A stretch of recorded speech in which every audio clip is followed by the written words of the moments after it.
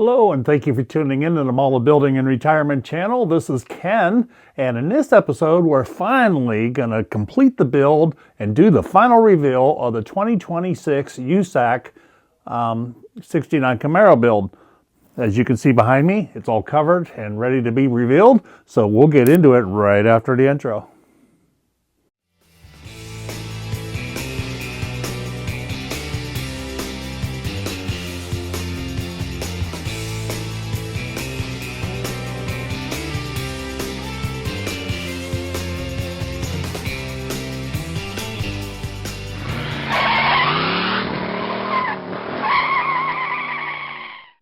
Sponsored by Model Makers Workshop. Need parts for your next model project? Model Makers Workshop has you covered with the best aftermarket accessories around. And by Gaahleri, your one-stop shopping for all your airbrush needs. Okay, so the reveal is going to be at the end of this video, but if you haven't already done so, I'll have a link in my description and watch build update number 1 and 2 for the USACC build. This is number 3, the final assembly and the reveal. So let's get into it. Okay, so I'm a bit overdue on getting back to my USACC build, the 69 Revell Camaro. And it's been a while since I've done a video on this, actually. So as you recall, we did the color shift paint, red to gold. It's a little bit dirty here. I got to clean that up again. So with the help of my lovely wife, Debbie, ended up picking up some interior color here. It's been primered in Kaleido Gloss Black, but she had picked for me espresso, like a dark coffee, dark chocolate brown. But then the highlights of the seats and the panels, she had picked out Kaleido Champagne Gold. Interesting choice. So I trust her all the way because I'm a bit on the colorblind side. So we're going to give it a go. I'm going to stick with black carpet, and then the chocolate brown will be my primary color, and the champagne gold will be the highlights and the seats or whatnot for two-tone seats, and probably a little bit two-tone on my dashboard. So what else have I done? Prior to this video, I had did a lot of hogging out to fit that big 572 Chevy engine into the kit, which is here, standing by, ready to be used. But I had not got around to the back end yet, so I finally hogged out and with my Dremel tool here and made a little bit more room for those big fat tires to fit in the back.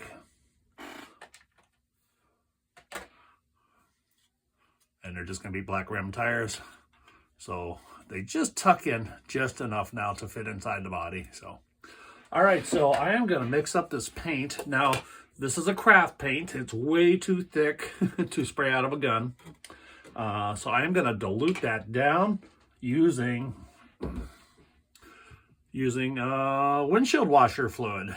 So this is just a good old-fashioned blue windshield washer fluid, and I'm going to use that to dilute my craft paint down, because right now that's pretty darn thick. It would never come out of a brush. Hard to explain this one. I'm just going to mix it up in a cup until it's almost translucent and it runs down the side of the cup, and we'll take it from there. All I really need is the color out of it.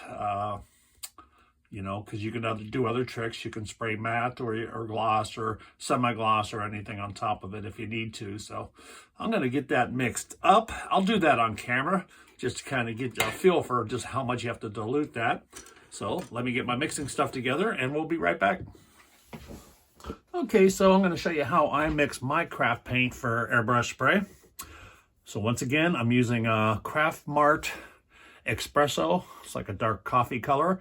It's a matte acrylic paint, and I'm using blue windshield washer fluid as my thinner. So what I'll do is I'll take the thinner and a little pipette, and I'm just going to put some of that in my cup first. No speck amount or anything, just enough to cover the bottom of the cup. Then take my craft paint And I'm just going to squirt in some of this stuff. I mean, it's coming about the consistency of mustard, I guess. And I have no idea exactly how much I need. It's all by eye. So I'm going to stir that up.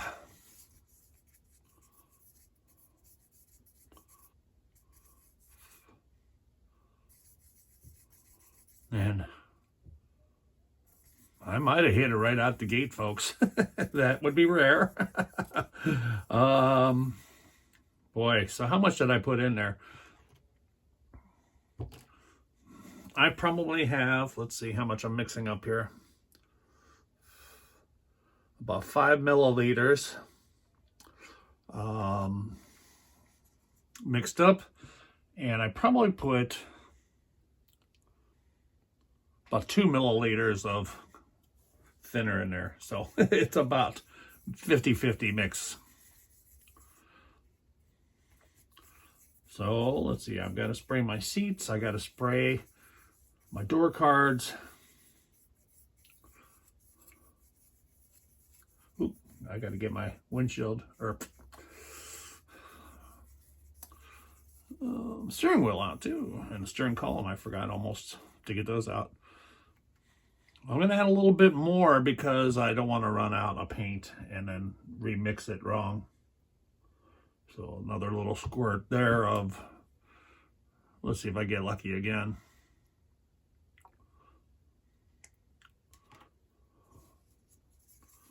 Okay, now I think I have more than enough paint once it's thinned right.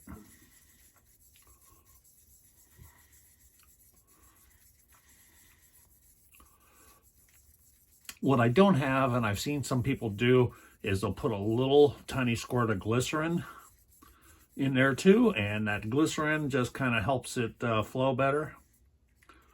I don't have any of that. So what I'm doing is I'm just kind of pulling this up alongside the cup and watching how it runs back down.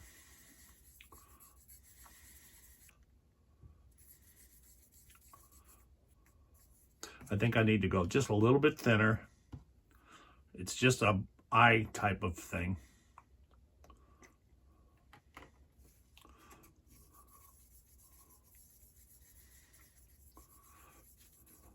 Let's put it this way. If you think you got it right and it doesn't want to spray out of your airbrush, you got to dilute it more. Okay, so I'm not only watching it like I pull it up the side of the cup and it kind of runs down translucent wise, leaving a little bit of pigment behind, but also just it will drip off the end of my stick a little bit. So that's what I'm going to go with. And then, like I said, if it's too thin, I'll just, or too thick, I'll just have to thin it out a little bit more. Okay, so I'm at my spray booth here, and I'm spraying with a 0.3 millimeter needle and nozzle. Got my air pressure turned up just a little bit, probably 25 psi. And this paint is not actually airbrush ready or even formulated for an airbrush, so I'm really sneaking up on it, and by that I mean I'm going very, very light mist coats. I got my throttle turned almost all the way off with my finger control there, and I'm just doing very slight little mist coats to get that paint to stick to the primer and begin to get some color build up there, and just inching up onto it. And once that paint is on there, I will just little by little add a little bit more wetness to the paint. But it's just going to take several coats, so I'm going to speed this up and you can just watch the process.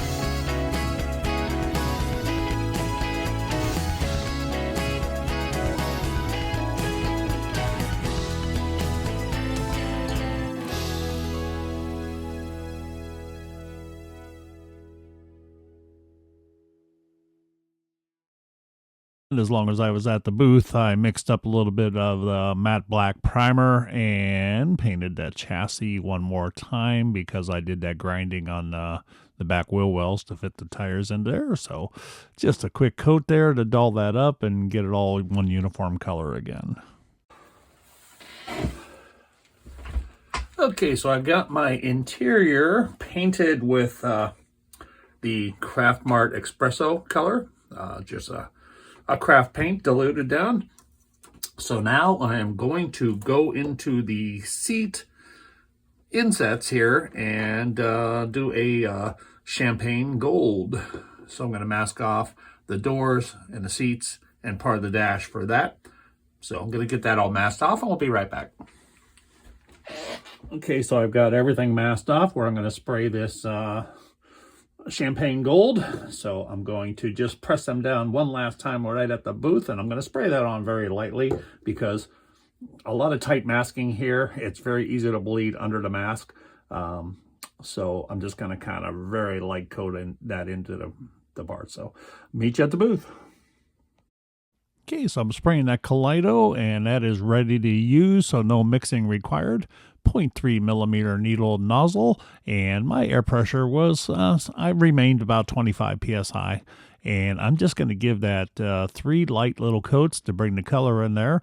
And I'm trying to steer my airbrush away from any of the more delicate seams in my masking. So it just kind of minimizes the bleed through. I'll speed this up.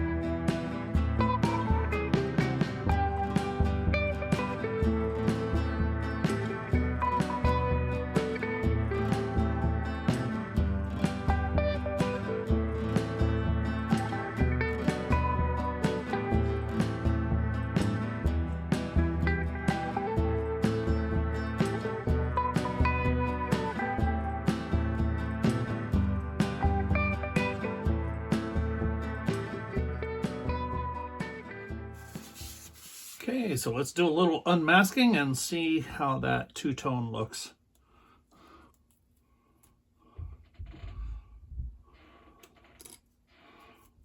Okay, let me get all the rest of this done and we'll be back. Okay, so on the chassis, I've been doing some work on the rear suspension, getting the back axle into place and the springs and the exhaust system, drive shaft and all that stuff. So being that I have a 3D printed engine, the exhaust pipe was probably a good 3/8 to a ½ inch too short. So I had to use some styrene to extend to the pipes. And what I did is I kind of used super glue to fill any kind of gaps and made it look like it was like welded on assembly like you would do. So I had to lengthen my exhaust, and the drive shaft I actually had to shorten by about a ½ inch. So I cut it off right at the knuckle here and pulled off about a ½ inch and re-glued it and pinned it. So everything fits there nice and good. So we have our engine installed, rear suspension, everything looks really good here. So now I'm going to move on to assembly of the interior. And I will just fast forward that as I go along, but we'll take it from there.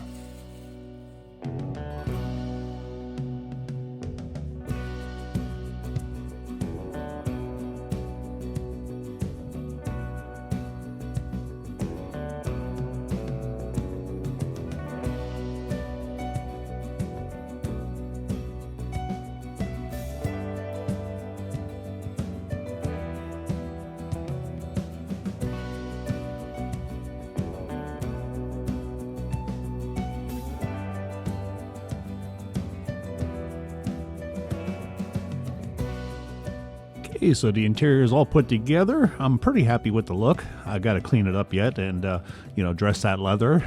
I appreciate Debbie for picking the color scheme for me because I do think that works with the exterior, so move on. Okay, so next up was installing the glass, and I used Mod Podge and a little detail brush, and I start out by just kind of hitting little dabs in the corners there to kind of hold the glass into place, let that set up for a few minutes, and then I go back and I kind of just fill in the rest of the seams there, and when it dries nice and clear. The next up was fitting the interior into the body, so I just turned the body upside down on a nice towel so I didn't scratch the roof here, and carefully spread out the body just to fit that into place, and there is like a little locating pin in the back, and then just a couple dots of super glue to hold it into place, and we were good to go. So next up, just a couple dots of super glue on the front of the interior tub to glue the firewall into place, and then I just had to hold that into place for about 30 seconds for it to hold, and then it was time to move on.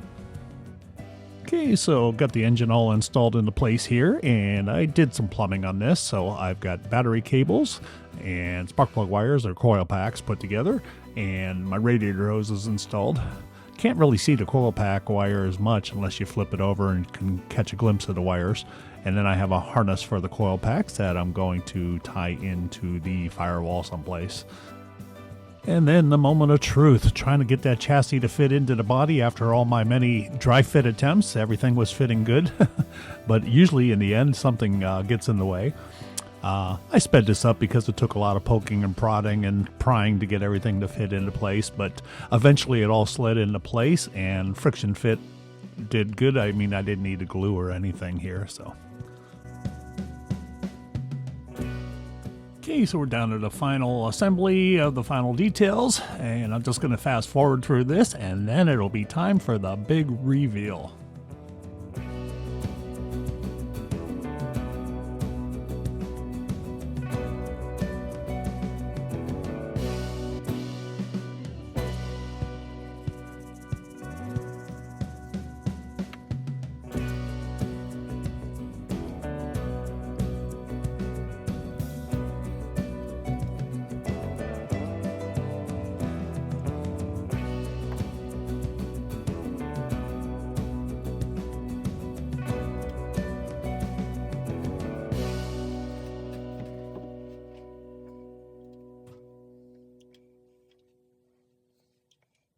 Well, it's about that time. It feels like it's been forever since I announced my entry into the USACC build contest, but today's that day, and without any further ado, I am going to reveal my 2026 entry into the USACC build, my 69 Camaro Z28 RS.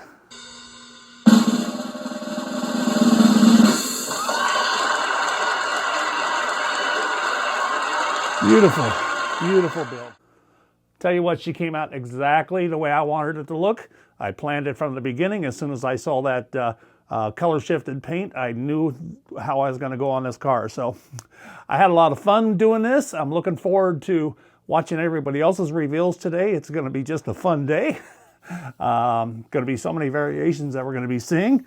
And I'll do a little slideshow. I'll show you some more angles of the car. And until next time, folks, thanks for watching.